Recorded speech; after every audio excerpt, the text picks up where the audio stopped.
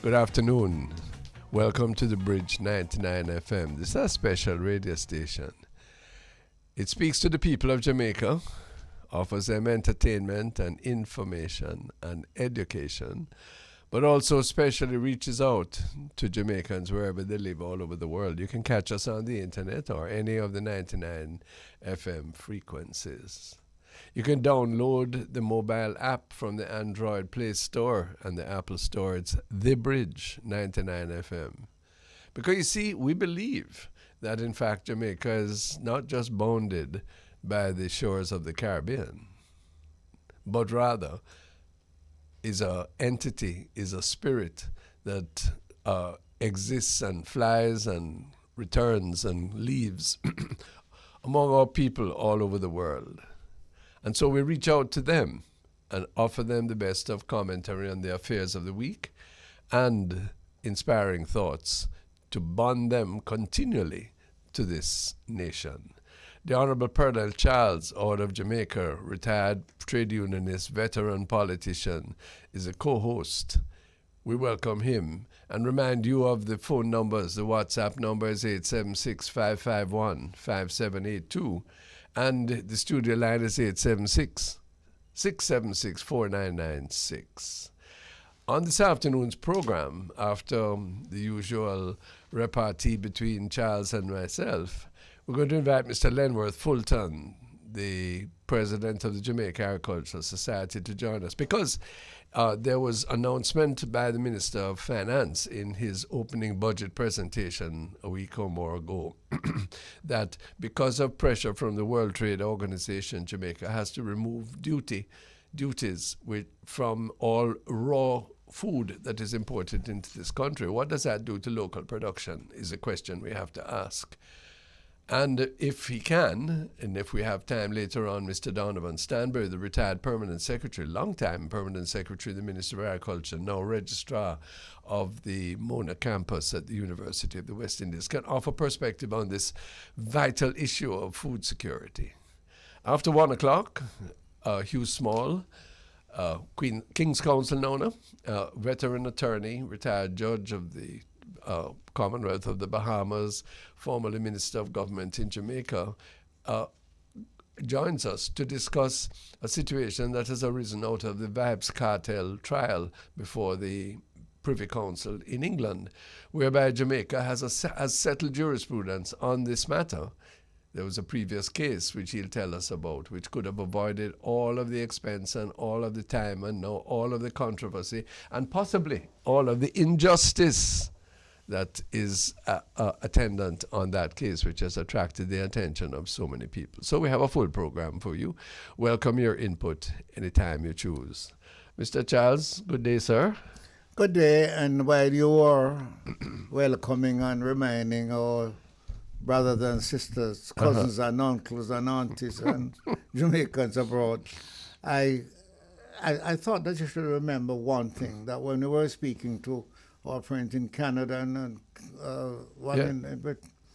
that they said there were so many other people who were not born in Jamaica, have no connection family-wise in Jamaica, become so attracted to them and have been doing so much for Jamaica. Them. So you need to say a special... Indeed. I call them Jamaican lovers. Yes. What make them do that?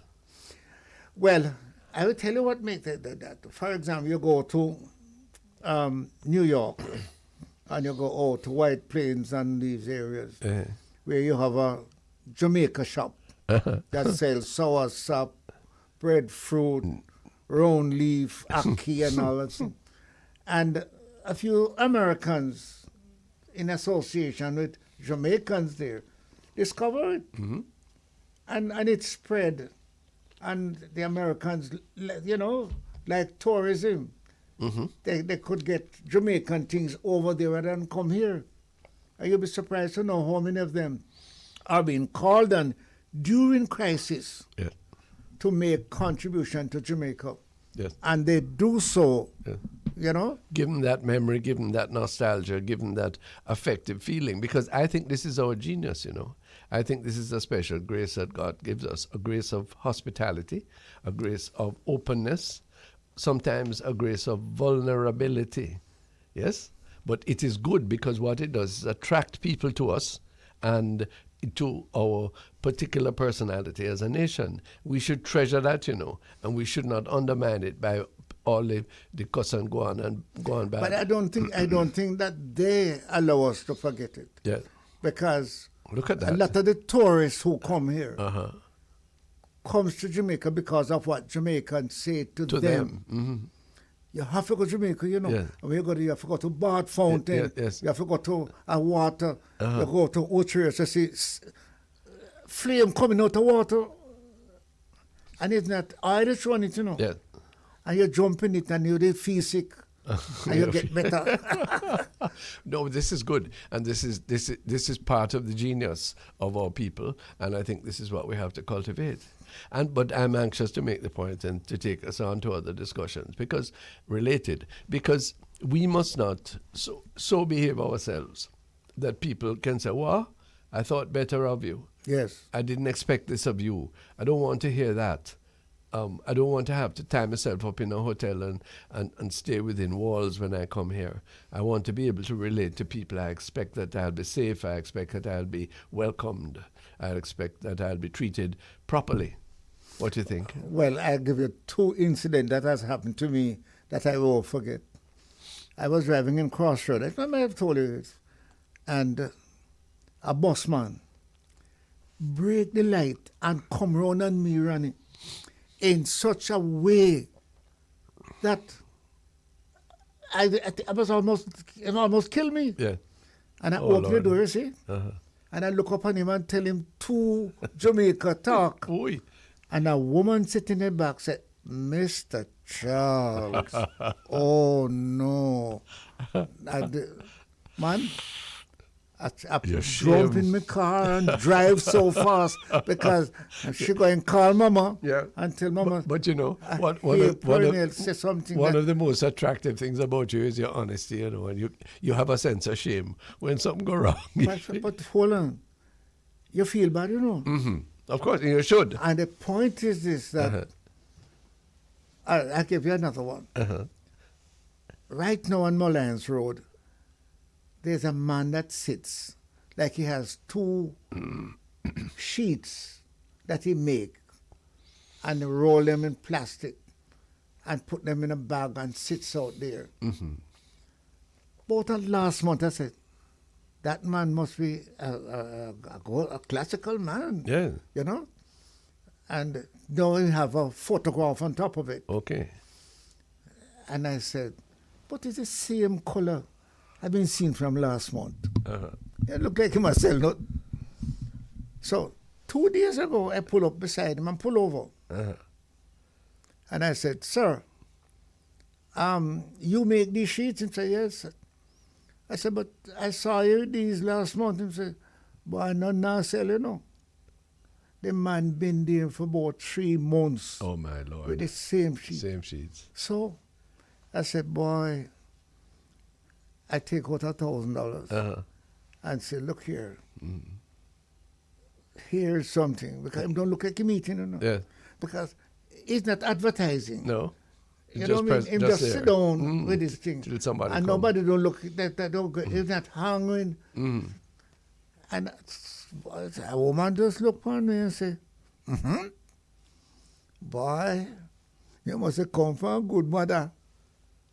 You hear what the lady say? Yeah. You come from a good mother.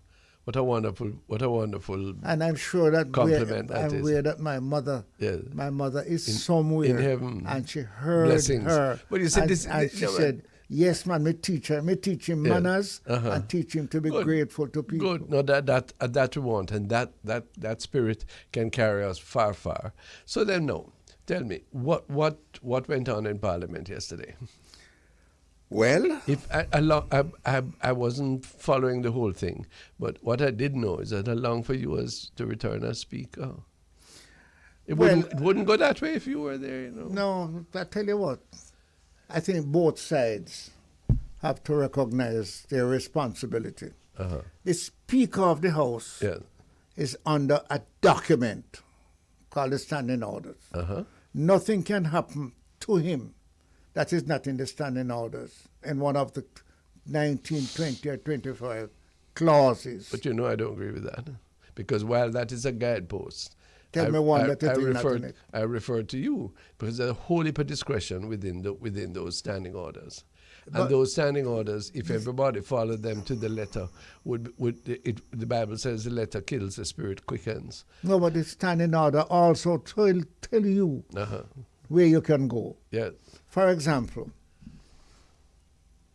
the standing order say if 16 members are not in the House, you should not proceed. Mm-hmm. It didn't tell you that you shouldn't send downstairs or call two to come up. Mm-hmm. You understand me? Do you think yesterday struck me as being difficult because first of all, it's the first time how can the majority party abandon their own parliament?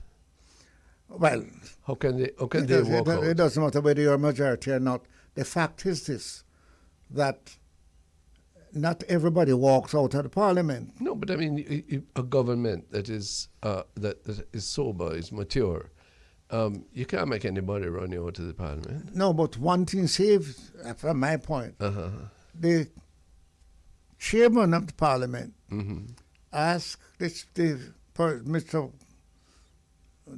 Golden to withdraw the clause that caused the problem, and he refuses. Well, he should refuse. He didn't say anything. Why shouldn't he? Didn't say anything. He could have done it. He could have said, "I withdraw as you would have, I think, required it on the basis of simple of respect for the speaker's That's thing. all. You don't have to go any further. But there was if you look at the text. Yes. That he read from. Yes. There is no there is no abuse or untruth in I that. have not looked at the text. Yes. There's none. But if there's no abuse, what would cause somebody to feel that they're abused? It's not necessarily what is documented, it's how you feel. Yes, sure. No, but minute. I can't take my feelings and my peevishness and disrupt the whole house, can I? If I say you're being very harsh, or what you said there is misleading. Yes. Yes. And I walk out. Standing orders now. That's yes? right. Then, I walk out. And I wish you to withdraw that. Right. Or then that's a different matter. Yeah. But what Mark Golding said about describe the conduct as speaker of the incumbent, I can't find anything untrue about that, or it certainly wasn't rude or abusive. Well, he didn't say anything that would make me know what he's talking about, because if he's going to say the conduct of the speaker, I also have document where they have praised the speaker. Praise this lady for her performance. But the central point is the speaker is not beyond criticism. Is that not? Not beyond criticism. Should not. No. None of us. And None of us is. Neither is Mr. Golden. Of course not. So if Mr. Golden says something that hurts the majority, and they said, "Look here, what you have said is hurting to us." Take it back. I'm saying, no, I'm not take it back. Make it hurt you. You don't have anything about that? I do. I think it's untoward. I think that what do you mean by the level of what is the basis on which you are hurt? Are you hurt on the basis that something untruthful has been said? Are you hurt on the basis that there has been insult? Then in those cases, I think you have every right to object. You have to answer the two questions. Were either of those two aspects, insult or untruth, evident in what was said? I claim no. But the insult is not to you; it's to who say they are insulted. No. Okay, but if do you agree with that? It was certainly it was. What insults you does not necessarily insult me. No, but then can you, when you are speaking in that capacity, in that chamber, yes, you cannot take exception to everything that hurts you. You might say, a member might get up and say that Thwaites is a hopeless member of parliament for Central Kingston. Many have. I can't then get up and say I object to that, and I'm going to walk out if you don't withdraw it. Yeah, but nobody could stop you from walking out. No, it's not a question to stop you. It's a question if of you said to the rest of your colleagues that what they have just said is not true, and we, all of us, are hurt about it, then the speaker has to do something about it. But how can you wouldn't govern it on that basis? What you would do, the Honourable Pernell Charles, retired Speaker of the House. No, let me tell you what I would do. Yes, you tell me. I would say this House is adjourned for 20 minutes. Right. And I would get those who are affected on Yes. both sides together in my office. Yes. And I would say, gentlemen, our ladies, Uh-huh. this is what is happening. This is not your parliament alone. This is a parliament for the country and for our people living anywhere.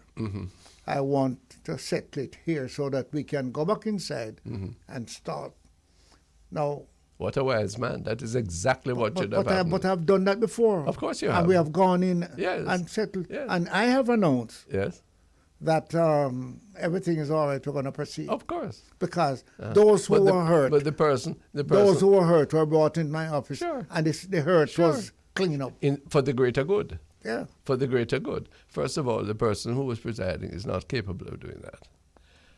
And secondly, Who was presiding when that happened? a gentleman from Montego Bay, I think. No, but it's one of your legal colleagues. No, He's an attorney. I don't think so. Yes, ma'am. If so, my criticism would be still applying.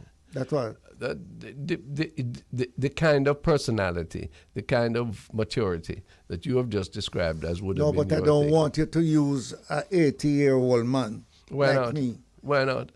Your age is not the determinant thing. It's your spirit and your character. That makes me say something that I wanted to criticize you about Go on. from yesterday. I said that in order to get your attraction. Ronnie, many of those who are in Parliament are not politicians. Okay. Why do you say that? What is it that they Many lack? of them who become parliamentarians, Right. not necessarily this parliament, many people who have been there don't have what it takes to be a politician. Okay. Why? Let's take you in Central Kingston. You're not as black as the majority of Central Kingston people. You're not as poor as the majority of Central Kingston people. There are some other things that we won't say in the year that you have that they don't have. Yet them like you. How? How were you able to achieve that? Well, I respect the people there. You respect the people. And you do for the people what they would like you to do for them. What I can manage. Right? Well, to get back to the point I'm making, there are some, and unfortunately, some of the younger politicians, younger people who are in the politics, they haven't taken time to study the social aspect of politics. There's a difference between getting up and go and get people love you and vote for you, you know. Because when you get in there, you know more than I do. I've been in your constituency where everybody is looking for something. Everybody who wants something on both sides. Once you become the leader of the constituency, I might not say you're Labour rights, you're the father. Of course. You have to feed everybody. Yes. No. So it's not easy. Yeah, but the thing is this, my own, just to share my own view with you, the difficulty in the present case, if a person is capable, yes, exemplary capable of doing a job, I think that there are issues of seamlessness that have to be considered, and the relationship of husband and wife in the two capacities is a concern of some people. My concern is less than that. It's not that. I understand people's concern about that. You have the head of government and the head of the parliament being husband and wife. But that's only, why would you have that? That's only grudgeful. No, it's not. Well, It's a question of- why if both of us are there, our capability, No, we fine. can't separate that. No, my problem is that Yeah. in the performance of the person Yeah. over the period, It has been very poor. And You move away from the point I'm making. You know? No, I'm not. But I don't think anybody was closer than Andrew and myself. And one day he got up to speak. No, but you were you had an independence beyond that. Yeah, but Ronnie, you're trying to make me look better than I think I am. Right? One day, Andrew got up to speak, and somebody from the PNP side started to make an announcement, and I said to the Prime Minister, Mr. Prime Minister, have a seat, please. Yeah. So have a seat. What's wrong with that? You're an independent officer. Hold on, no. The whole of the people look at me and say, how can you? Okay. But they don't understand. And I said, they don't understand the role of the speaker. And I said to the person who was disrupting, when the Prime Minister gets up to speak, sir, I want to hear him. I don't want to hear you. Yeah. So please do not disrupt the Prime Minister. But Mr. Prime Minister, you may proceed. And they clap. Of course. That means them feels me was trying to take something precisely. up. But then answer me one question. The speaker has to be an independent officer. Otherwise, you don't have fairness in the House. It has to. Thank you, sir. Has to. Mr. Lenwood He has to Fulton, represent everybody. Greetings to the president of the Jamaica Agricultural Society. How are you? I'm not too bad. Rolling with my challenges, but trying my best. Thanks very much for that, for being available despite those challenges. And I don't have to introduce you to the Honorable Pernell Charles Sr., do I? Indeed not. I know him very well. Are you in St. Mary now? No, man. I'm now living in Bridgeport. Oh, you have migrated? Well, there from you are. St. Ann, yeah. From St. Ann, yes. Mr. Fulton, President of the Jamaica Agricultural Society, our concern, to get your views, is on the issue of the removal of duties from raw foods, imported raw foods. This has been announced by the Minister of Finance, the Honorable Nigel Clark, and he has justified it or explained it on the basis that our membership of the World Trade Organization requires us to remove duties from certain imported items, food being one of them, raw foods. And despite the fact that stamp duties and other customs-related imposts still apply. Is this as simple and necessary, unavoidable as Mr. Clark says, and what effect is it likely to have on the members of the JAS and the farming community in Jamaica, please?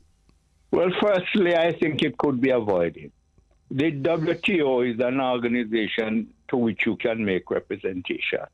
And it was easy to have written back to them to say that we have registered in this country approximately 249,000 farmers. 31% of them, according to the Statin report, are listed among the illiterate, which is a sufficient ground to write for social protection of the group. Well, Lord, I didn't realize it. That's embarrassing. It is embarrassing, but it's a fact, and that's what Statin put out. And they form a part of our indigenous people. And in communities that are plagued now with crime, rural communities, and they'll be worse off if you affect their trade. Yeah. So I do think that we could have done that. I also think that the Minister of Finance could have written back to the WTO and asked for an additional year. And the $2.4 billion that is collected in that year from the GCT, you could have put that through the JS or the RAD or the AIC to help these farmers to become more efficient. Explain so where there could be some responses to that. Explain where that $2.4 billion comes from. That's for what? That is the amount of money that they got from the GCT and vegetables. Okay. Let me say something that is bothering me. That money was collected by the government for the government. Am I correct? Yes.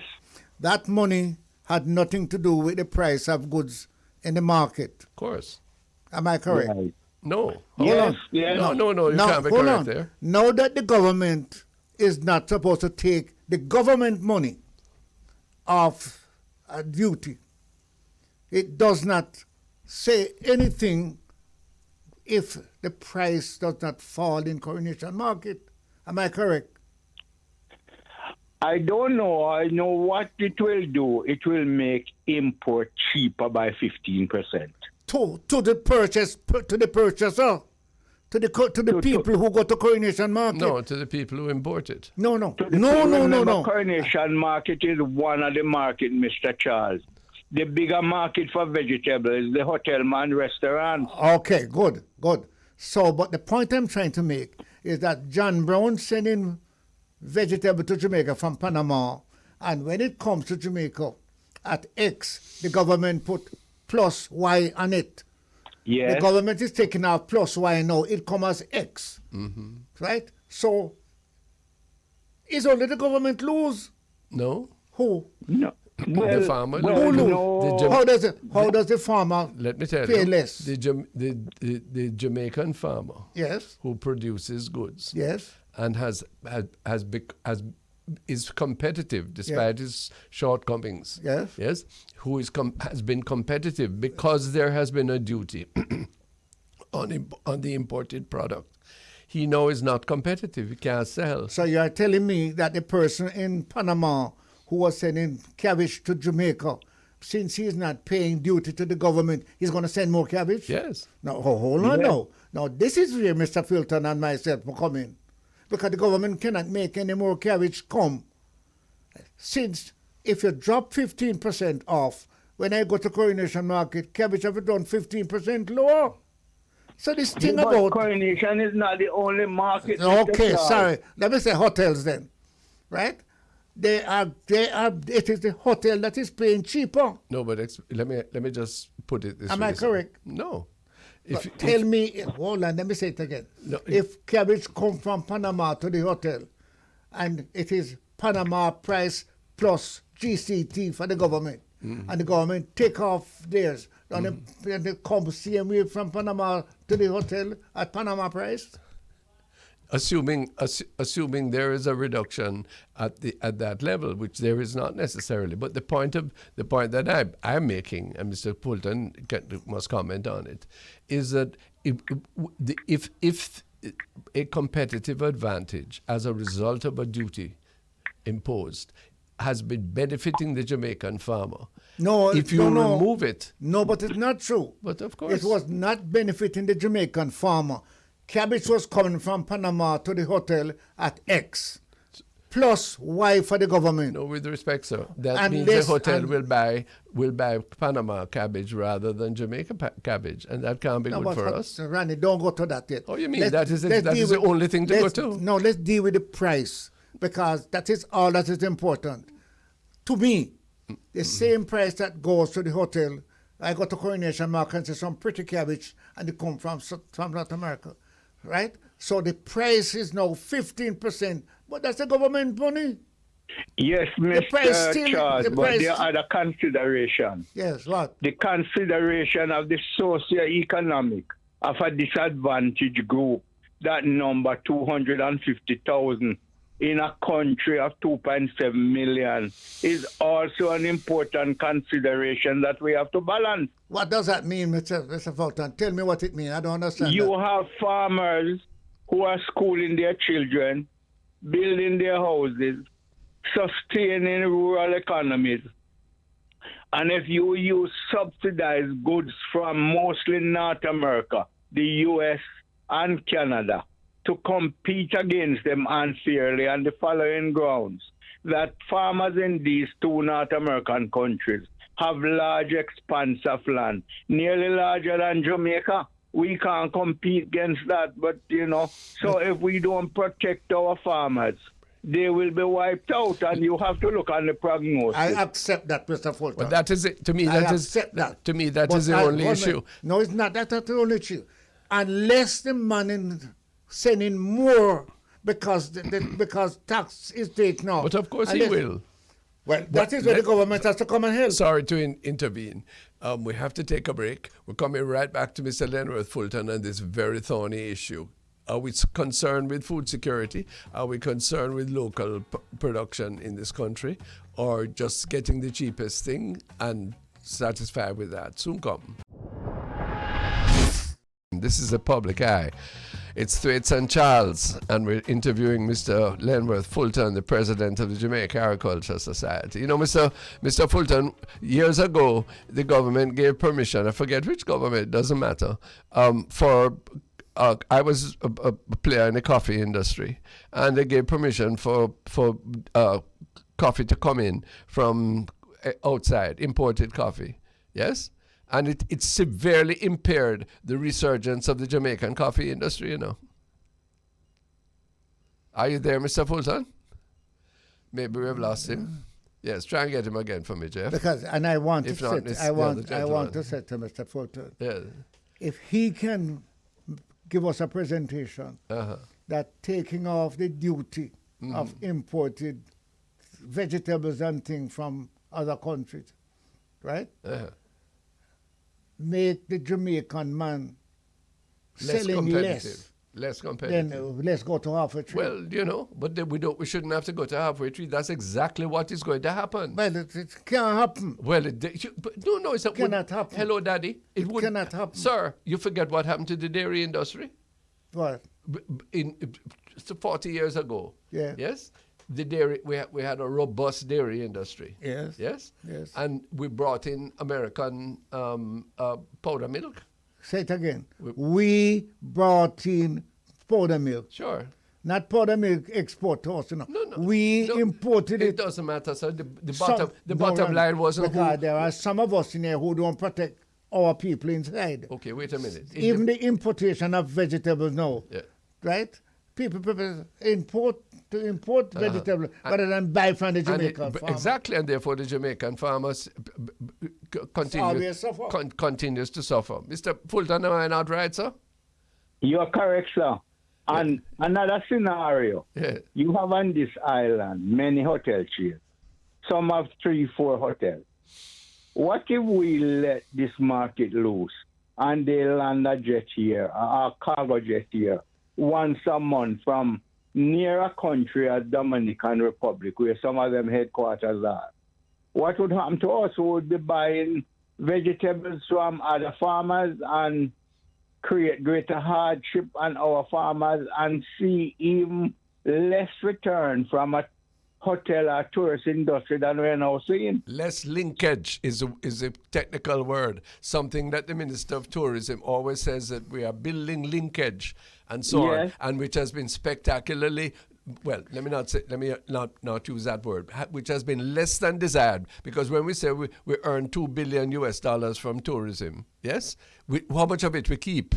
And if it is open to us to buy cheaper product from abroad, whether it's Dominican Republic or Arizona or Panama, it means that we are keeping less of the dollar that we are earning. Exactly the point. And the farmer in St. Anna and in Manchester and St. Elizabeth is becoming poorer and poorer. Yes. How that makes sense, sir? It can't make sense. That is economic colonialism. Rani, let me ask you a question. You're a farmer. When something comes from the Dominican Republic to a hotel in Jamaica at X price, and the government put on X plus Y, yes, sir. It is the Dominican Republic. It is the Dominican Republic who get the Y. No. Okay, so they only remain at the Y, the X. Yes. Now, where does the Jamaican farmer come in? At the X2. No. If he's selling to the same hotel at the same price. Once the imported product is cheaper than the Jamaican farmer can produce and sell at, the Jamaican farmer is going to suffer. There's no other way. I understand what you're saying. Yes, sir. And I do understand it. Yeah. But I am concerned that if somebody can send goods to Jamaica at X, and when it comes to Jamaica, the government put on Y on it, right? Yeah. That Y not going to the person. No. It's not, that's not the part. The point is the prejudice to the local farmer. Mr. Fulton, what about chicken meat, sir?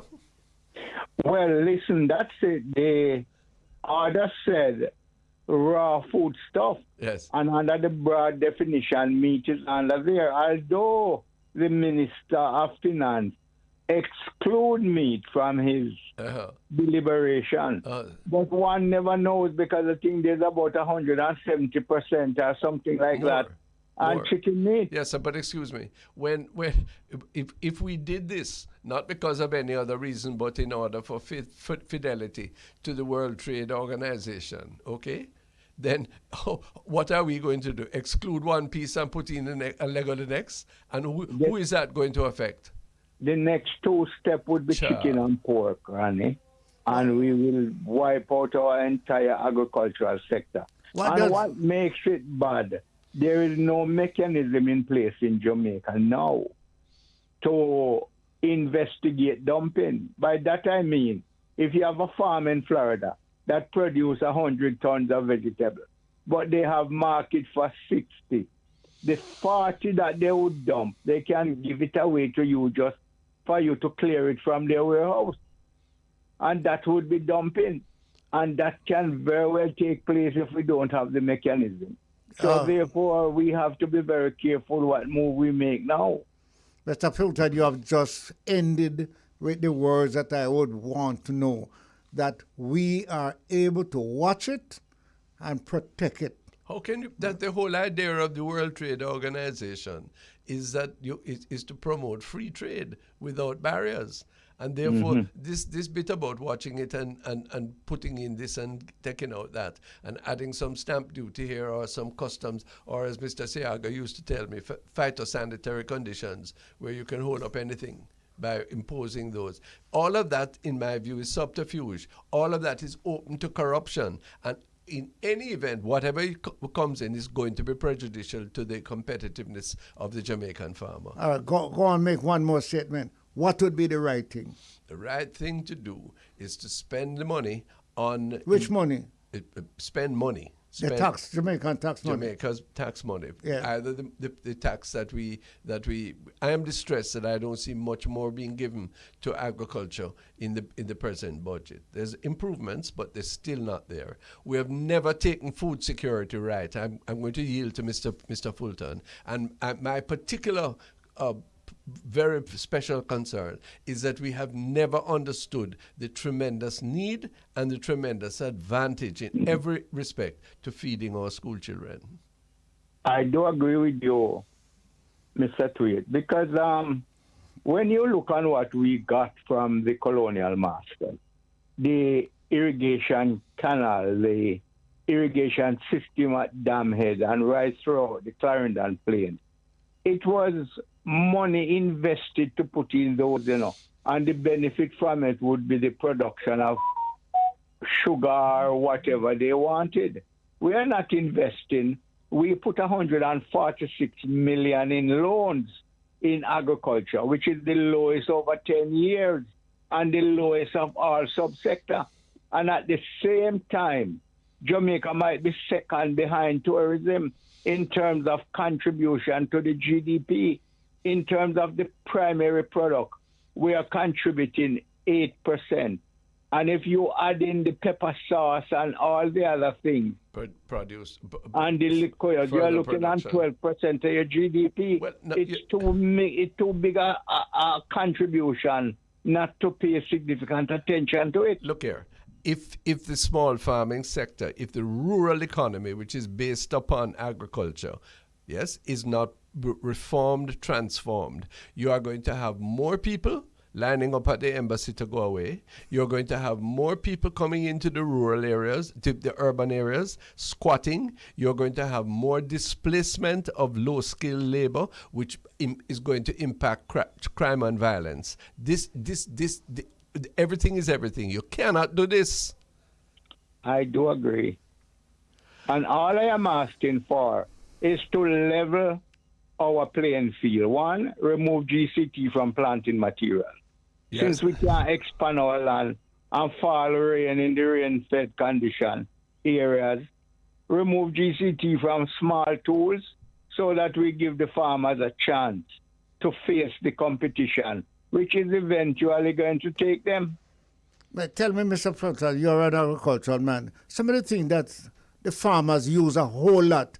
That one announcement of a removal of X from it that could help, apart from fertilizer.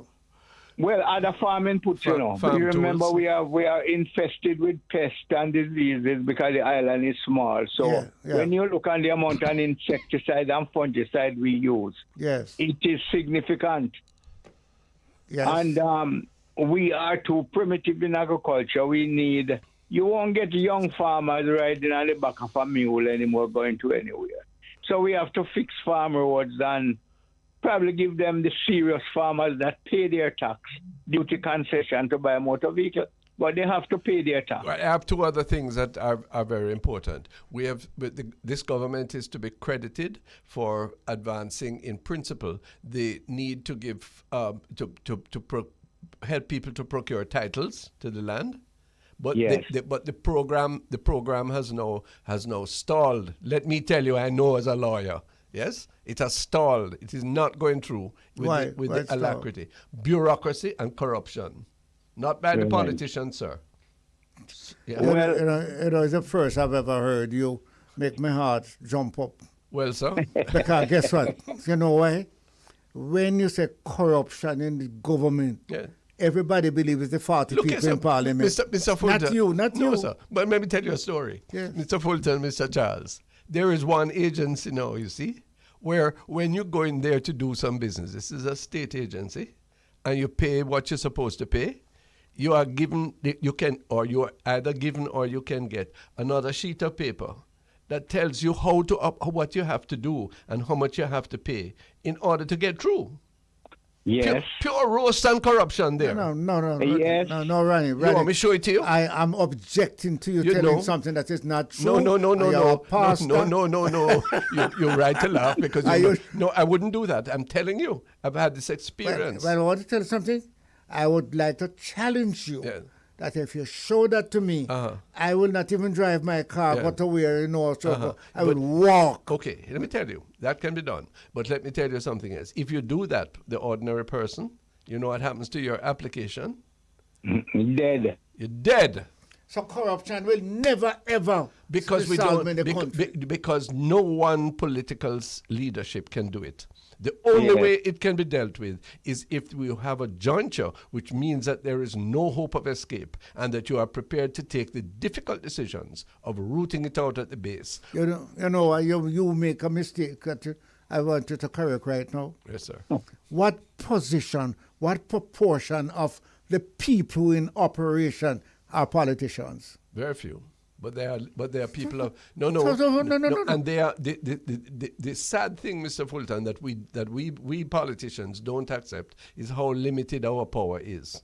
Right. Randy, not so we. But when me and you said those people never lose election. No, but then whoever win them precisely, win. But we can deal with the problem of inefficiency, of low GDP, of low productivity, of the demoralization that takes place if we are prepared to take a common stand. But we are not. You're using the plural we. I just want to say, Ronnie and Mr. Charles, any government office that collect money and you go there, you see a large number of people inside and outside not doing any business. What they're doing there, these are the people. You have people all over. If you go to an examiner depot, if you go to tax places, they are there offering service, all kind of things.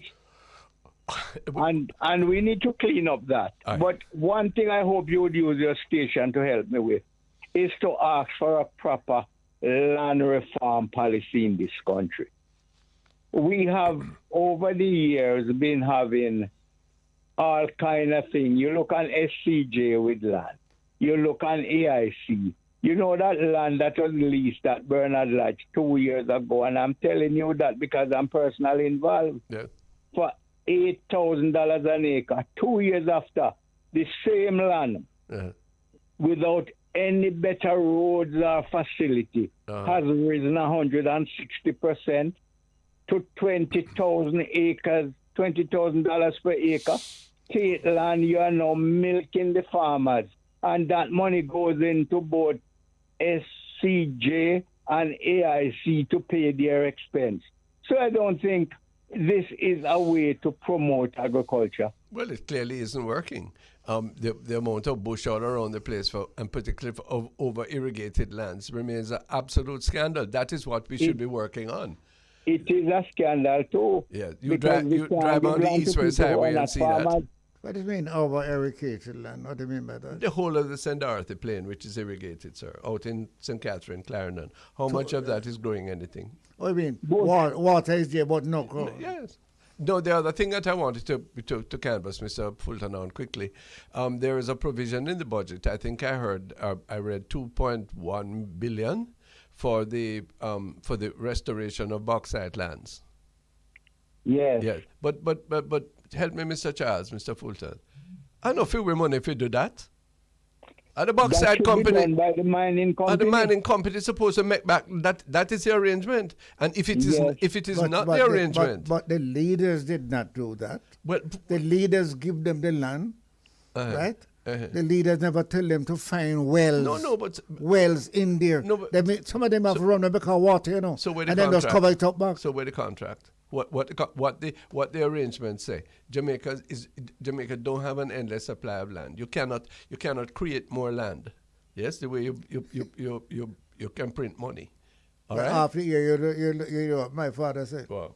Buy land, I can't no more now go make. Well, you see that him say, and it is correct. But when we are taking taxpayer money that's supposed to go into healthcare or to education or whatever is purposeful, and we now have to go spend that money to try make back the land, which our next man take away the dirt.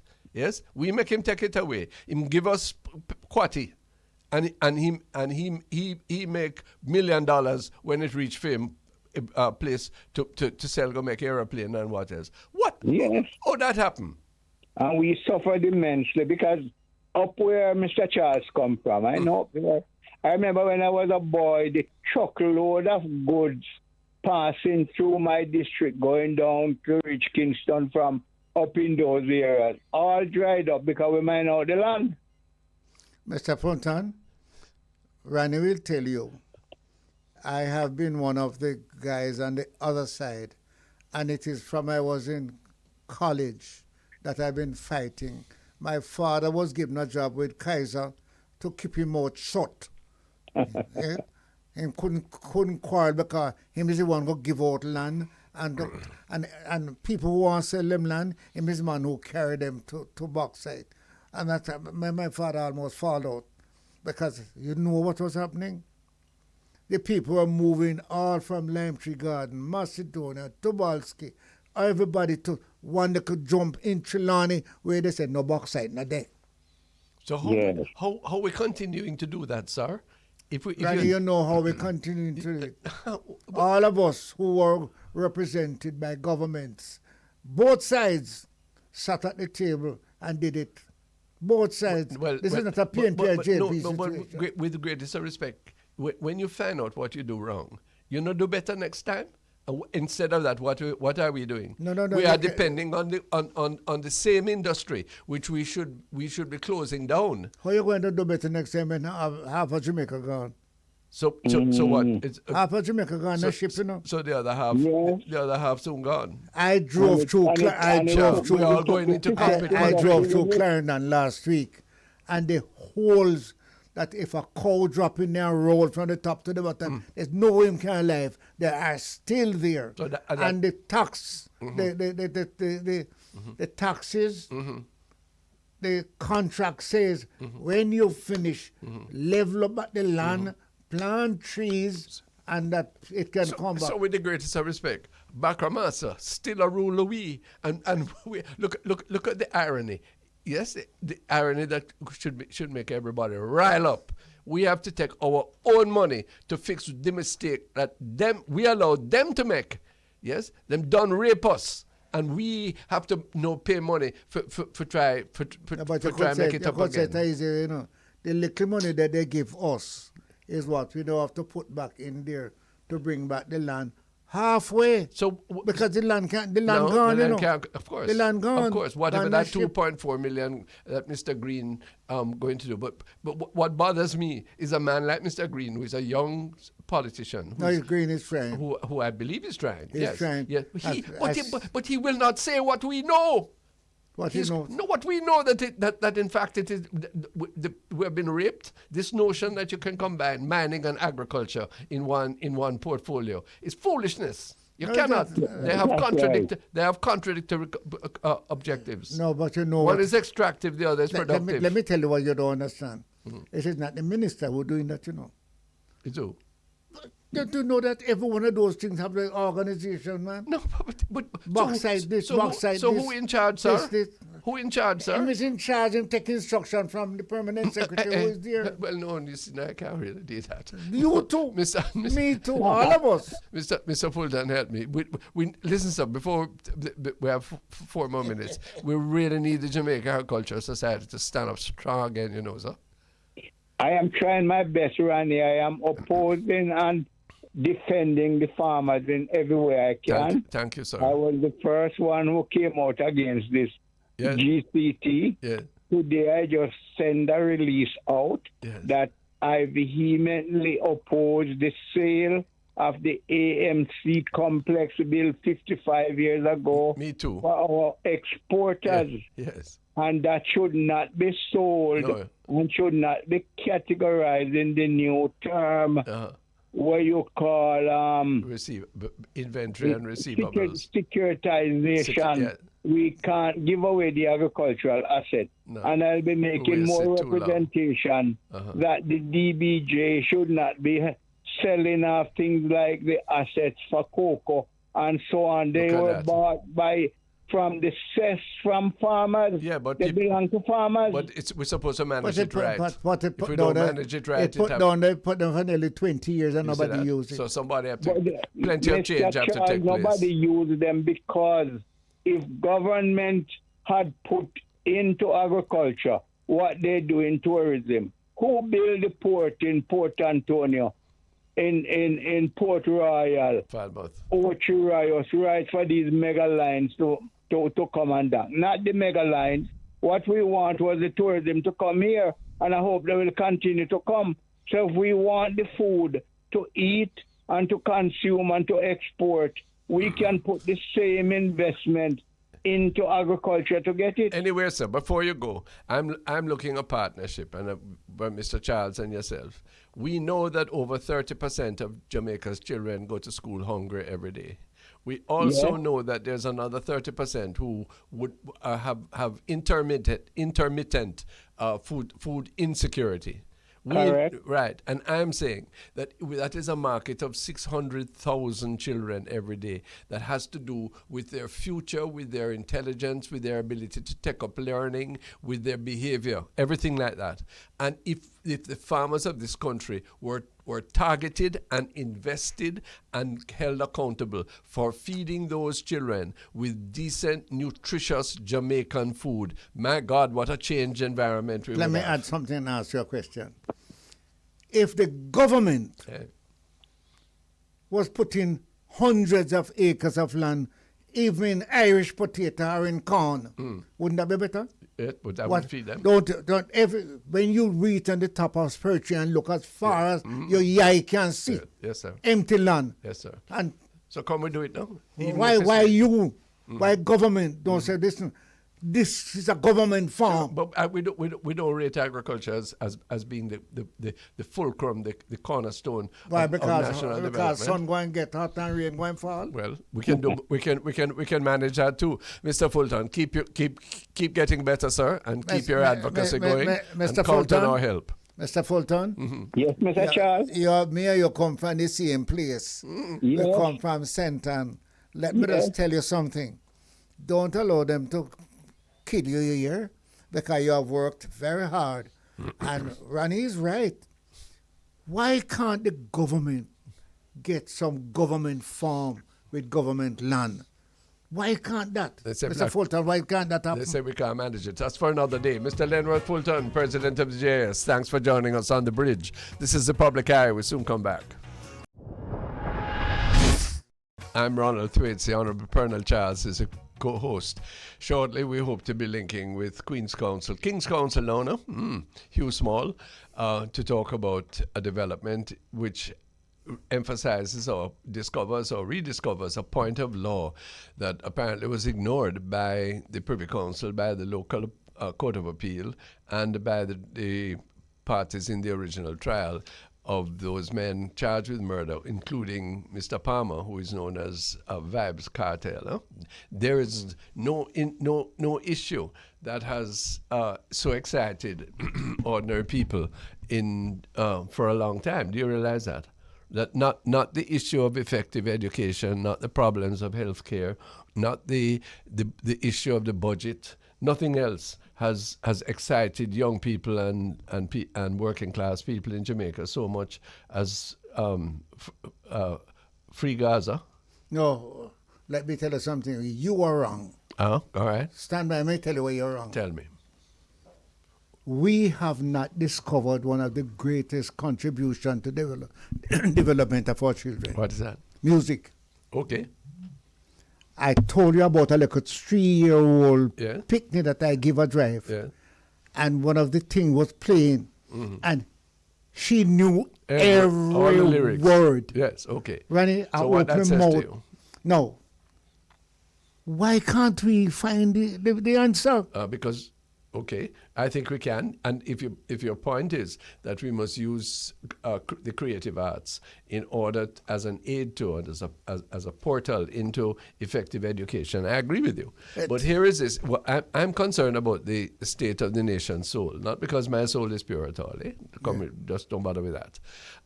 But here it is, that the energy, the emotional angst, the real interest as to whether world boss free.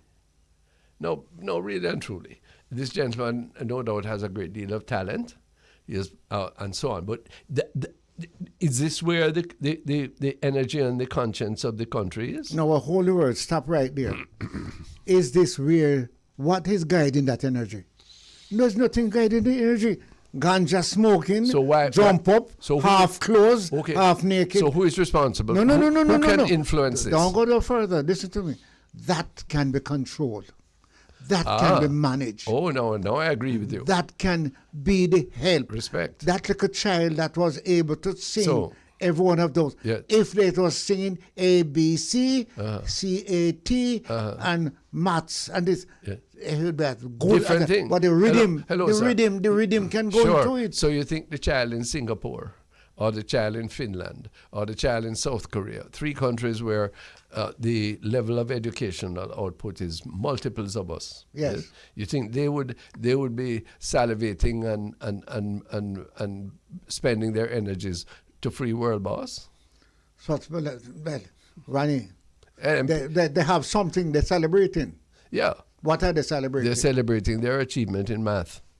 In maths? Yes. Okay. And what is our reaction to math? Boy, too hard, we're not a teacher. Yes? Ronnie, you see what I'm trying to do? World boss is hard to them. They don't want that. Maths is hard to us. We don't want it. Is there a middle ground? I think so. So what we do only, all the jump up and this. People consider it a waste of time, Really? In other countries. In other countries. Exactly. You think in either of those countries, which we say we really should be doing as well as there, where the world is saying, where Dr. Robotham, who I'm going to ask us to interview a week's time, if you will, wrote in Sunday about increasing productivity and relating it to literacy. You think them people going mad over the carnival that's going to come in 2 weeks' time, where people are spending multiple tens of thousands of dollars for buy 2 feathers to cover their pum-pum?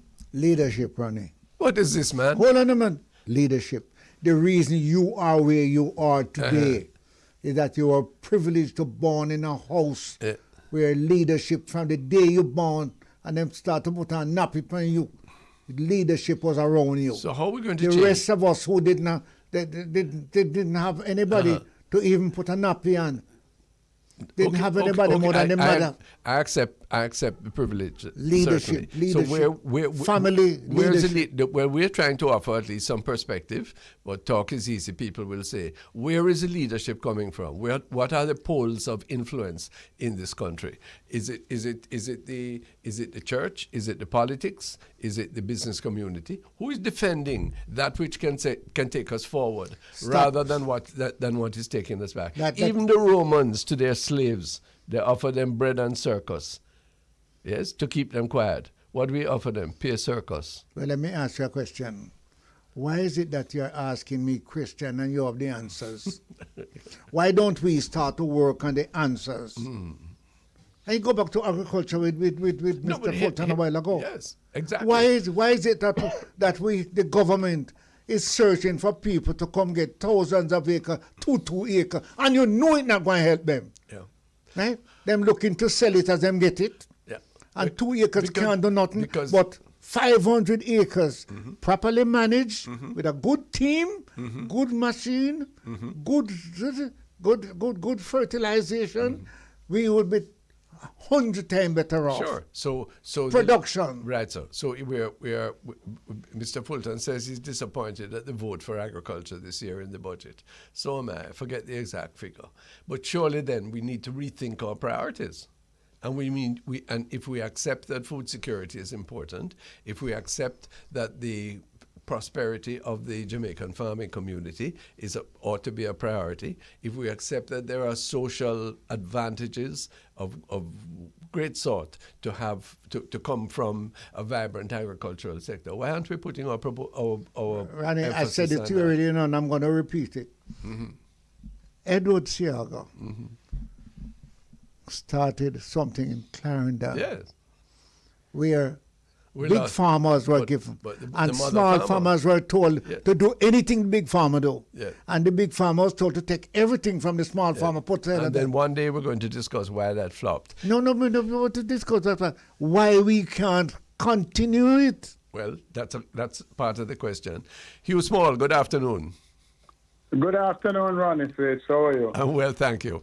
May I introduce you to my co-host, the Honorable Colonel Charles? Good afternoon, Honorable Colonel Charles. No, man, it's just me. And your father used to be a judge, and my father used to call in the people for him in Brownstone. Yeah, I remember going to court in Manig. In Brownstone. No, Manig. Manig, yes, man, Manig. You, Manig. But he was first in Brownstone with the Gladman, man. What a history. Hugh Small, the consciousness of Jamaica has been suffused over the past couple of weeks with the cause of freeing World Boss, Vibes Kartel. Is he World Boss? Is he known as World Boss? Isn't he? I think I don't so. know. I know. Yeah, man. Adija Palmer. I know Chris Gale as World Boss. I don't know. Oh, I beg your pardon. No, man. Him is World Boss. Him is World Boss too. I don't know where they get these titles from. Well, there you are. No, recently the Privy Council gave I don't know if it's a controversial judgment, but one which seems to have vindicated the position of those who had originally been convicted and with their conviction affirmed on appeal. And then after all of that, the Honorable P.J. Patterson and yourself are able to have come forward with a reference to, a remembrance of, a judgment many years ago, which could have altered the time frame and the trouble and the outcome of all of this. Please tell us what the case of Manley against the Gleaner was and what the point that you've raised in your statement is. The trial of the defamation action brought by Michael Manley against the Gleaner Company and John Hearn took place in January of 1983. During the course of the trial, the Gleaner took objection to the foreman of the special jury that was here in the case, because he had previously been on the staff of the NWU. National Workers Union. Yes, at a time when Michael Manley was the island supervisor. The trial judge of the libel case, after 3 weeks of trial, took a decision to remove the foreman of the jury, Mr. Bedassi, and continue the trial with 6 jurors. The Gleaner appealed to the Jamaican Court of Appeal, presided over by Mr. Justice Zaka, Mr. Justice Ira Rowe, and Mr. Justice R.O.C. White. And by a majority, the Court of Appeal ruled that in the circumstances, there should be a new trial because of what had happened. That case... You mean what had happened, meaning that the case had gone on with the one less juror rather than the jury being discharged and the case stopped right then? That the case had gone on with the 6 jurors, and the Court of Appeal took the position, and it is in a 111-page judgment, that the entire jury should have been discharged. Yeah. So was that case reported, Hugh Small? It was not reported. But we have a copy of the judgment that is not digitized, and I also found newspaper reports that reported all of the events about which I have spoken. Would it be unusual that a judgment of the Court of Appeal was not reported? Or yes, no, it's not unusual. We used to have the Jamaica law reports, yeah, and we used to have the West Indian law reports. Neither of which are now in publication. And a lot of important decisions are not available for the benefit of the judges, practicing lawyers, and more importantly, the public of Jamaica. Yes, which is why we want to feature this. Now, let's just go through the process. If that judgment in Manley against Gleaner, the Court of Appeal judgment, had been digitized and published, reported, it would have had a bearing on the Adidja Palmer case? I have absolutely no doubt that had it been known by the lawyers who were conducting the case, both the lawyers for the accused person, the Director of Public Prosecutions, and had it been known by Mr. Justice Campbell, a trial judge, and had it been known by the very distinguished panel of the Court of Appeal, consisting of its president, Dennis Morrison, the current president, Patrick Brooks, Mr. Patrick Brooks, and Mr. Justice Williams. Mr. Justice Franklin Williams, had they been aware of it, that there would have been no necessity for the case to have gone to London and all the expenses that involved. Visa applications, air travel, accommodation up there, and all the expenses that go with the very expensive procedure of appealing to the Privy Council. And apart from that, so if the jury in the Kartel, the Adidja Palmer et al. Matter, had been discharged and a retrial ordered, that issue would have, that whole case and all the public furor around it would have been settled by now. I expect so. In the Manley case had been going on for 3 weeks. In the Palmer case, it has been going on for 64 days. But it makes no difference. Unfortunately, the appellants, who are accused persons in the court below, have been kept in custody for a very long time because of this inefficiency in our law reporting system. And you run the risk, having regard to the elapse of time and that a retrial may be a very difficult prospect at this stage, if in fact it is allowed. If it is allowed, it's going to be a very difficult prospect. And I don't know if the health of the persons who are accused may not become an issue. Oy. So, what is the lesson to be learned from all of this, Hugh Small? First of all, on a factual basis, would you happen to know when is the discovery or the by Mr. Patterson and yourself, your memory of this particular case? When did that happen? Recently, or did you know for a while?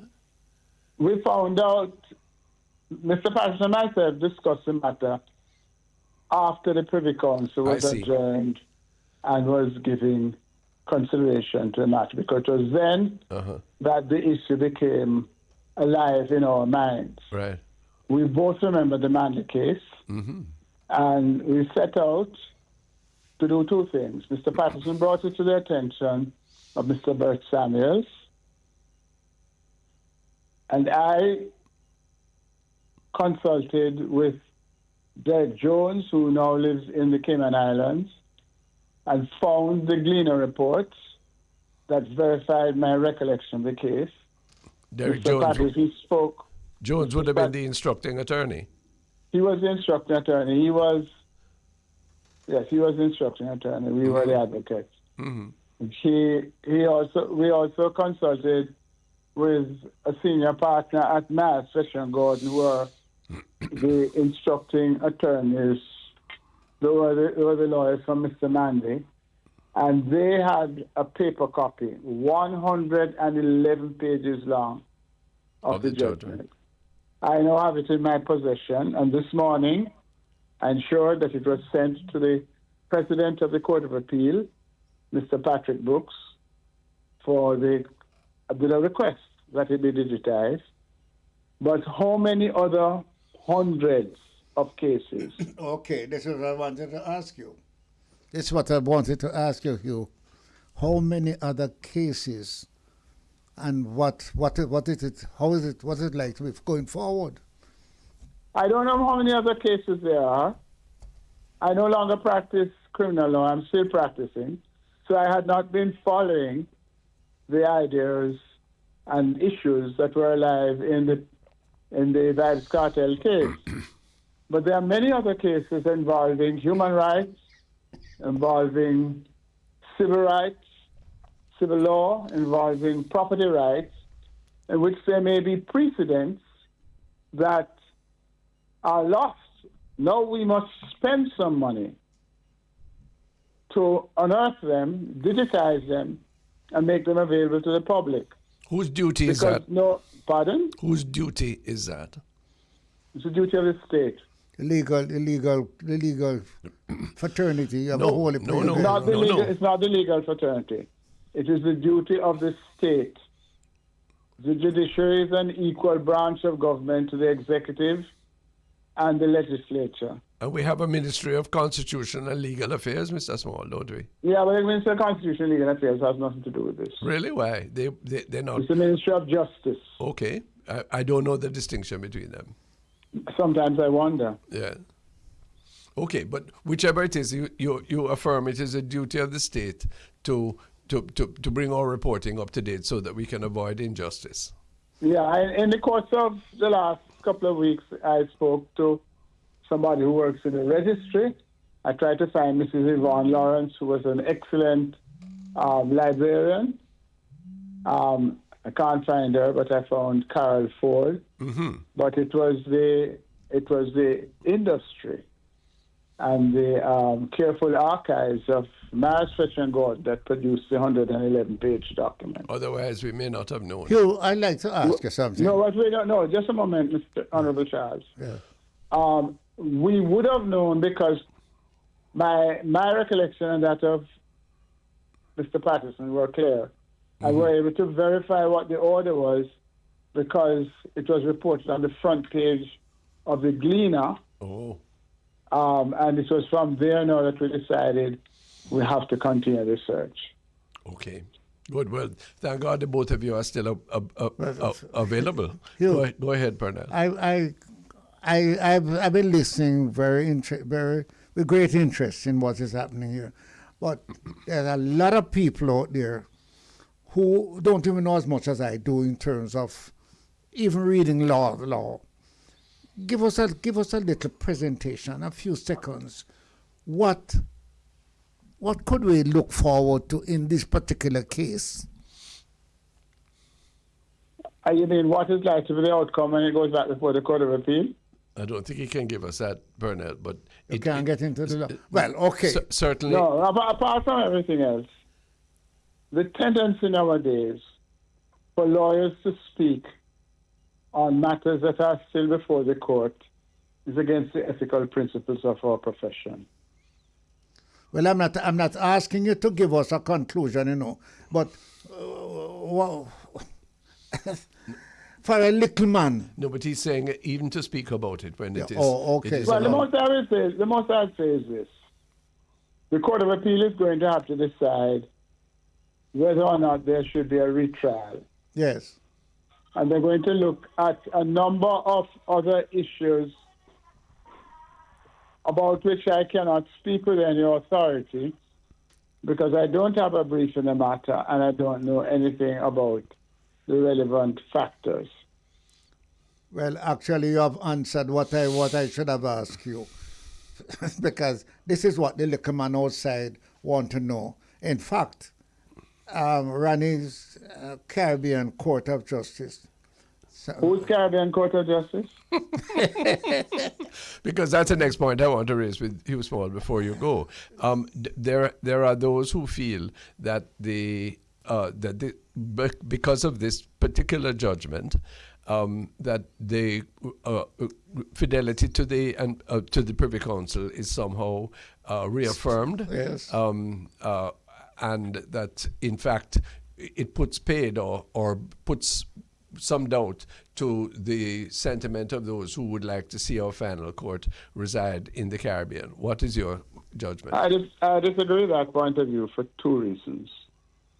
One is that we have to pay attention to our own systems and clean them up so that we have a real historical portrait and canvas of what our own courts have decided in the past. I also refer to the fact that in the judgment of the Court of Appeal in 1983 by Mr. Justice Zaka, Mr. Justice Rowan, Mr. Justice White, reference was made to other Caribbean cases, including a case that was presided over by Hugh Wooding, who was the Chief Justice of Trinidad and Tobago. Yeah. The second point that I'd like to make is that the costs of going that route is a cost that we are unnecessarily putting on our people when we have access to a court of equal competence right here in the Caribbean, for which taxpayers' money has been spent, and more taxpayers' money will be spent unless we are going to scrap CARICOM in the foreseeable future. So those who say, thank God for the Privy Council, need to say, pray Jamaican government, make provisions for the proper digitization of the hard work of Jamaican judges of the past. Thank you for that. Hugh Small, there are two issues which I want to raise with you in conclusion for your brief comment. You're a member of the Constitutional Reform Committee. Could you give us an idea as to what progress has been made and what the public of Jamaica listening to us here and abroad can look forward to in the next few months? Honorable Ronnie, who bears the same first name that I do, Ronald. Yes. You're not being fair to me. Okay. You're asking me to speak out of turn and incur the wrath of people who hold high office. I will not be attempted to flash outside of the off stump. Yeah, just ask me to. When the time comes, my views will be publicly expressed. Okay, well, that good enough, right? I accept. Yes, indeed, and it tells me a lot. The other point then is I know that Hugh Small has been involved with and concerned about the treatment of persons who come from Haiti to Jamaica. the situation in Haiti is becoming more and more attenuated, and I think all, if not most, if not all, of those Haitians who have come have been repatriated to that situation. Are you satisfied with the way that they have been treated? Is there a lesson? Is there a piece of advice that someone who has been as involved as you would like to give to the public as to how we should treat them? The 37 who came in, I think it was the 12th, 11th or 12th of July last year, are still here. One of them gave birth to a child. The processes have been very dilatory, and hear them, scare them. But they are still here. All the others who have attempted to come have been sent back. There are Haitians who have been here, some of them for as long as 20 or 30 years, who are being harassed. We should know that historically there has been interrelationship between Jamaica and Haiti that goes back to hundreds of years, including the work of Mr. Bookman. Yeah, the struggle for independence. Who was a runaway slave from Jamaica. Who played a pivotal part in the struggle for independence in Haiti. And those historians like Colonel Charles, who have read Lady Nugent's diary over and over, will see all the references to the connection between Jamaica and Haiti. The situation in Haiti is abominable. The United States is spending crumbs on it when you compare it with what has been spent in Gaza and Ukraine, because the stain of guilt is on the United States in their role in Haiti from the time of its independence right down to now. I don't know, one of the reasons, sir, is because Cuba is not saying anything. Well, If Cuba was saying anything, you would see all the American ships out there. I don't know anything about those things. What I know is that it's because Haiti is so black. Why it doesn't attract the attention of Gaza and Ukraine? Why it doesn't attract the attention and the loosening of the money bags that Israel has to create more mayhem. Genocide. You use it, and thank you that I was careful. Yeah. Not to use it. Is there a word though, Hugh Small, that you would want the Jamaican people to hear about what we should think, how we should react to events in Haiti, and the likelihood of other persons from there coming here? Well, we have to protect our national security. No doubt. We have to protect our national security. And a lot of the people who are involved in Haiti now are criminals. A lot of them, some of them may be trying to escape, to feather their nests. So we have to be very careful. The government faces a big challenge. But I think that the Prime Minister, the Minister of National Security, and the Minister of Foreign Affairs need to get together and look at the way in which the people in Haiti have rejected what CARICOM has offered and find a way to make sure that whatever we do is sustainable within the present consciousness and turmoil of the Haitian people. Do Haitians or others who come here, are they informally, are they entitled to any due process? Yes, they are. And to the but it takes a lot of money, Ronnie, because they are real national security threats to Jamaica. Yes. Okay, I agree. It's not an easy problem to deal with. No. Okay, but in the process, we have treated some very innocent people, some people who have great talent, a lot of children. There are about 12 children that have been at Robbins Bay for the last 8 or 9 months. Yeah. There are mothers. There is a man there who I interacted with who has skills that could be used in the tourist industry.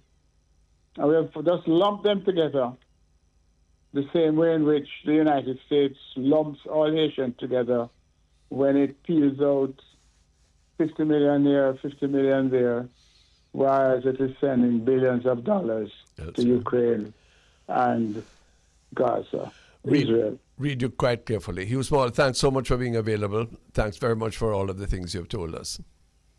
I am at your service. Good, thank you. Hugh Small, Okay, thank you very King's much. Counsel and member of the Constitutional Reform Commission, interested party in the, or helpful party in respect of the Haitians who come here, and one of the advocates in the case of Manley and the Gleaner and John Hearn, many years, over 40 years ago, which could have had such bearing and saved such time, cost, and inured so much more to justice. What do you mean by the last thing? Because somebody just called me and said, what do you mean by that?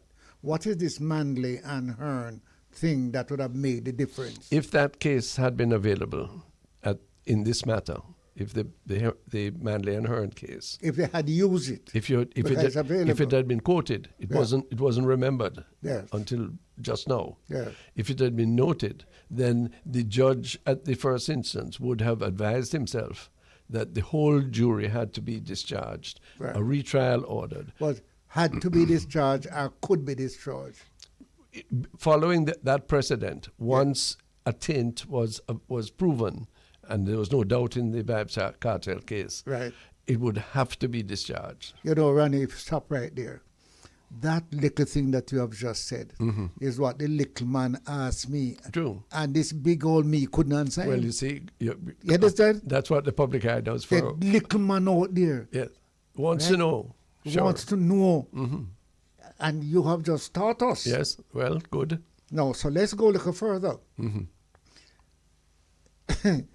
The man all the way in England know that and then come tell us that this is what we should have done. When we did or know that could from be- before, it would only be hide it from ourselves. What a thing. That's it. We're taking a break on the public eye. We'll soon come back. This is The Bridge 99. This is the public eye on The Bridge 99 FM. The Honorable Pernell Charles and myself are the co-hosts. Ronnie, Yes, sir. you have forgotten something that I should have reminded you. You know what I said? You have forgotten what I should have reminded you. That there's a new commissioner of police. Yes. And you haven't gotten a chance to say anything about him, welcome him. And Okay, I know nothing about him. No, but you don't have to know anything about him. And so I'm pleased that I hope a fresh face and a person of his apparent academic prowess will do well as commissioner.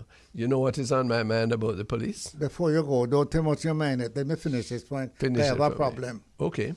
He said he want to capture the heart and the mind of the people. Right. And I want to advise him, and I hope somebody is listening that can advise him. That's not what you want. No? You want confidence.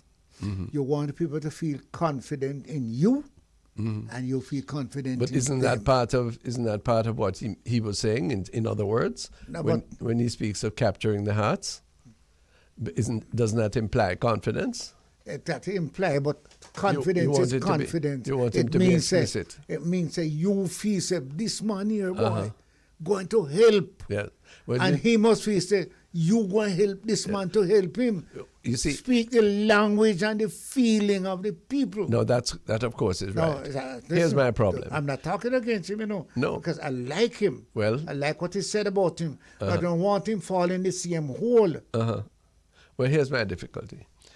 All of the, and I'm basing this off of TVJ reports. Yeah. Yes, I don't have anything other than that for this point, and I'm going to be careful in how I put it. I saw a television report where Mr. Commissioner Blake is taking over, and what he said, what his predecessor, Mr. Anderson, said. Okay, Mr. Anderson largely self-congratulatory. I don't think I do not highly regard people who congratulate themselves. Anyway, never mind. I heard that, and then at the same time, I don't know if you saw it. There is an incident in, I think it's somewhere in St. Catherine, where a man is taken out of his house by the police. He's made to kneel down. You can see him kneeling down with his hands on his head. Yes? And the next minute he's dead, shot by the police, who claimed they were attacked. Now, I don't know the details, but all I'm saying to you is that in my career, my history, I practiced law for 53 years. Yes? And many of those earlier years were spent in respect of trying to improve the level of respect for life and human rights in this country. Yes? And you can add me to you. Indeed, sir, I can. By saying protecting the people. Of course. Particularly those who cannot protect themselves. Exactly. But then and a man who is lying down on the ground or kneeling down on the ground. I don't accept that, though, you know. No, you don't. No, because I'm not judging it, you know. All I'm saying is highly questionable. Okay, and I will go along with yes. highly questionable. Sure. Because you can't tell me that a man come with him hand on him head and the police shoot him. Yes, I can. And then don't charge him for murder? Yes. Oh, yes, sir. I can tell you that so many times over so many years. You have had a cadre in the police force who are murderers. They are murderers as ruthless as any criminal. And it is that I wish to see. You just said something a while ago. Yeah. They're as ruthless as criminals who want to kill them. Look here, sir. Absolutely. Absolutely. I don't want to kill murderer, me and you. Hello, a murderer, whether he's in uniform or not, is a murderer. Right. Okay? I'm against murderers. Yes? And you're also against me taking that murderer off the street. No, not at all. I believe that people who murder are to be subject to proper treatment under law, and if they are convicted, they are to be subject to the penalties of law. You just said a while ago, you want to determine what the penalty of law is going to be. You want to determine how he's taken off the street. No. I want to be. I say absolutely not. You've got me wrong. Tell I me want what it you to be want done to do. according to law. Yes? But it's you make the law. No, absolutely, and I defend the law. And the law says that that killing in circumstances where self-defense or provocation is not in place is a murder, amounts to murder. And so that man who is looking to shoot a police. And No. Which man? Not the man I'm talking about. No. Just a man who has a gun. Why are you taking away from this particular incident that happened in St. Catherine? Because that's frightening me. But frightening, you're right to run away from it because it's so frightening. I can't believe that a man It happens. Over 200 people are shot dead by the police in circumstances where not all of them are justifiable.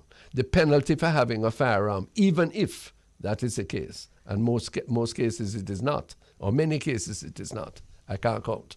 But the penalty for having a firearm in Jamaica is not to be assassinated. It's not to be killed. What do you think a man have a firearm and come into my house, different kick thing. down the door? Different thing. No, that's a different thing entirely. Well, absolutely different. Okay. Yes. Remember Mr. Keith Clark? Yes, this is a man in his own house. Yes, his own house, who is shot mercilessly. From 2010, this is now 2024, and the man's a con trial. And I'm taking the mind of the ordinary Jamaican who looks and says, to hell with that, there's no justice here. Therefore, what do? Either I run away, or I arm myself in such a way that could never happen to me. All right. What about the police? My God, that is justice? What about the policeman who, down the street here, who go to investigate a matter, and man come out with a gun and point and shoot him? Absolutely. That has to be dealt with equal severity as if the tables were turned. You would not object to the other policeman shoot that man? No. If you take an action, a lethal action, Yes. in protection of another life, yes, that is excusable. Well, hold on, because when you said that again, because my If friend you up at take- Reddit, if you take my a- friend up Reddit don't believe that you believe that, you know. No. Well, Please tell him he again. He wants to hear. Yes. He can't judge me on his perceptions. He must judge me on what I say. Let me ask you again. It is those out there who have armed themselves to kill people like you and I and the police. And when the police see them, how should the police welcome them or? No, come on. No, you mustn't caricature the thing. If there is a danger to life, Yes. yes, Even the police life. example. Of course, police life is as sacred as anybody else's life. Okay. Yes, then lethal force is excusable. You don't, It's have to go any, permitted. you don't have to go any No. further. No, But except that the is man not up- that is except- not what we saw on the television last night. At least inferred. And therefore, I'm watching that one carefully. Which one? And this was this man I'm telling you in St. Catherine, Oh, who you okay. could see. Okay. No, in certain postures. You didn't see actually, but you heard the shot. Okay? Yeah. Now, I would like Mr. Kevin Blake, the new commissioner of police, to reassure me, yes, that he stands in, let me put it carefully, that he's going to investigate that and report on it, yes, immediately. Because if he doesn't do that, there is nothing to recommend him. And so often the police cover up for these things. And you do not fight crime that way. You cannot murder. You cannot what? Murder. You cannot murder murderers. That's what you say? No, I say you can't murder. No, but, That's Martin Luther King, by the way. no, but let us understand what that means. You cannot murder a murderer. No, I don't believe in that. If a murderer, A murderer. we're getting philosophical now. If a murderer is in the course of murdering, Yes. then that murderer must be stopped, even if it means taking his life. But Ronnie, you know something? You have changed, you know. No, No, not that you have changed. No. You have grown up. if that is so, I'm pleased. No. I thank you. I was going to say congratulate you, but you are allowing me to understand you more. And that's a kind way of putting it. No, What I'm against is capital punishment. Unless the person who is being punished has himself. No, capital punishment is different. Capital punishment is when under law, under judgment of a court, Yes. a person is killed. Yes. But in circumstances, For killing others. Yes. Like the man who killed 5 people. in circumstances where that man killing the 5 people, were confronted by a policeman or by anybody and stopped and killed for so doing, that is lawful. But if he is taken to a court, and like the man up at Red Hills, who raped the little 4-year-old girl, cases, throw her over the gully for John Crumb oh my dog God, to can eat you her, imagine? and then catch him. What you're saying, I will do with that man. Send him down and use my taxpayer money to take care of him. No, what I'm saying is They can watch red television. No, that's not what happened in prison. You keep on saying that. You must really come to prison someday. There's nothing like that. And what you need, what I'm saying is that it's a theological position. It's also a political position. Yes. That I'm not the author of life, and therefore, no matter how egregious it is, yes, that we must do anything and everything to avoid taking a life which we did not, in fact, create. You know, you have just won somebody to put up to your church on Sunday. No. Let me say, because you have given me an excuse here that I would love to use other than the one that I used to use. Oh, okay. Right? Yes. That nothing is wrong in murdering a murderer. Well, there we are. We've clarified that. But then let us. I'll find my way out of that. Okay, let's find out. Let's take the last few minutes then, because I must tell you, it is weighing heavily on me, just on my heart, spoiling my appetite, my ability to romance, my ability to feel happy. Hold on, no, tell me. Yes. Let me come. Let me help you with that. Come fast, because What I'm seeing on the media about Haiti and Gaza, Ukraine too, but what William Wordsworth spoke of man's inhumanity to man. Yes? Look at what is happening in Haiti. Next to us, people who look like us, people, as Hugh Small said, for generations, centuries, have been relating to us, our nearest neighbors. Yes? And look at what is happening to them. Look at the incapacity. By their own.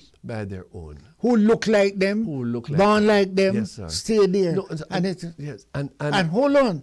And the people around. Oh, thank God you're saying this. The people around. Yes. Go and let me. They send helicopter go to court for them people. Yes. Yeah. And leave the others too. And there's a history. Listen, man. There's a history of exploitation. But you made the critical point. They are doing it to themselves. It's not some external force. But where the guns come from? Why is this great nation of the United States, yes, so impotent in preventing firearms from being completely available both in Haiti and to Jamaica? And all of the nice words that... Why are you going to America? Why are we unable to get people from Montego Bay carrying a gun to Westmoreland to shoot up a school? Fine. Yes, but if the supply of hardware, you look at, if you're treating any disease, the first thing you look at is the source of infection. And if there is no hardware, yes, it slows it down, if not completely takes it back. 1, 2, look at what is happening in Gaza, where the United States is now saying to Netanyahu, you this thing can't go on, you cannot bomb Rafah. But for them same hardware, they will give to them to do the work. And they want us to respect them? No.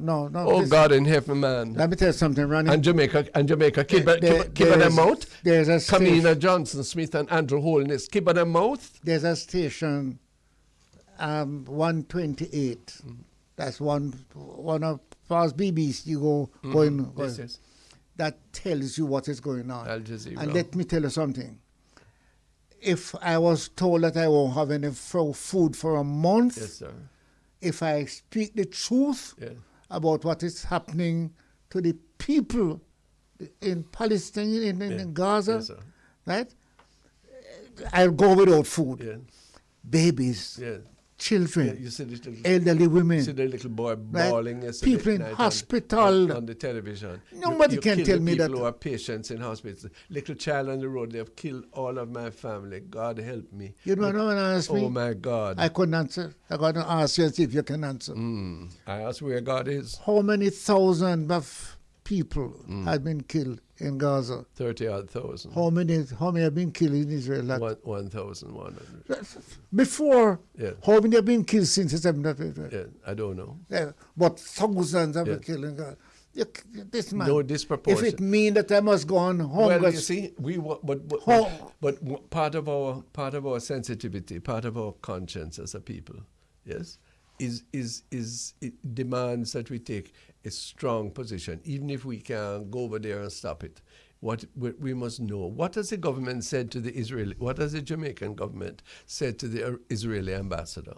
What are we saying in CARICOM that reaffirms our humanity, our respect for the dignity of our life? I thought you was going to ask me, how do I respect the American government? I could ask you that. Who is sending the implements of war at the same time to Israel, telling them don't and at the same time saying we're trying to stop you from doing it. You're taking me for a fool. Yes, sir. Mr. Charles, what wisdom. You're taking me for a fool. What a note to end the public eye on today. Thank you all to our listeners for your company with us. Thank you to our guests, Mr. Lenworth Fulton of the Jamaican Agricultural Society and Hugh Small, well-known attorney at law and retired politician. We're much obliged for this opportunity. I heard that Mr. Fulton was not well. No. And we didn't get a chance to wish him. We didn't get a chance, so we should take that chance to wish him well. Thank you. Because a man who have worked hard. Yes, and indeed. And him come from Senton. Well, there you are. And also, let us encourage the new Commissioner of Police to do what is right. Yes, and ask him, move the word from heart to head to, if I have confidence in you and you have confidence in me, then what you do for me, I will be happy. All right, sir. Thank you so much. Let them stop the foolishness in Parliament, please. And next week we'll join again. Live spare. One hand can't clap. The public eye concludes for this week. Thank you, Jeff.